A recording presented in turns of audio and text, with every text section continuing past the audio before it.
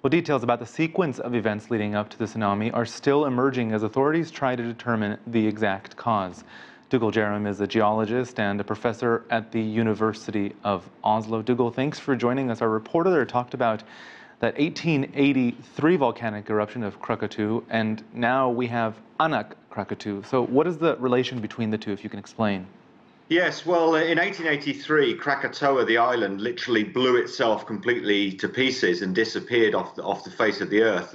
In doing so, it killed over 30,000 people. And in 1927, a new volcano started to emerge, which is called Anak Krakatoa, or Child of Krakatoa. And that's the volcano that's implicated in the tsunamis that happened recently. And so what makes this tsunami unusual? Well, we're used to thinking about tsunamis associated with large earthquakes. So you have a big movement between the plates in the earth, a big earthquake, and that shifts, displaces large amounts of water and causes tsunamis. I mean, in December 26, 2004, there was a major earthquake tsunami that killed 228,000 people. So these are the tsunamis that we're used to.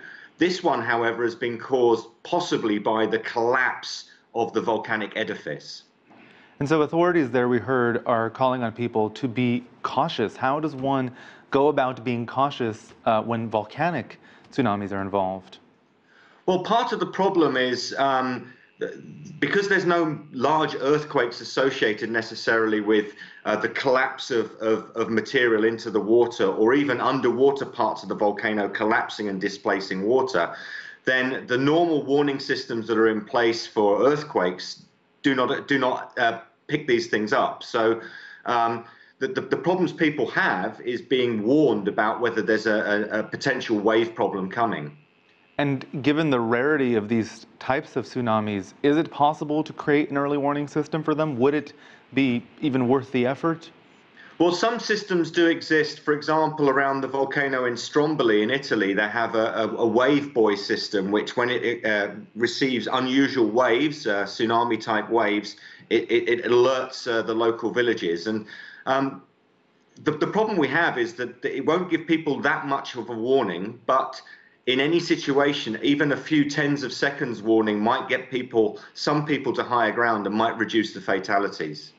And finally, this, of course, is not your typical tsunami there in Indonesia, but we've covered so many tsunamis there. We know Indonesia located on this ring of fire. Explain to our viewers what that means and why it makes Indonesia so prone to these disasters.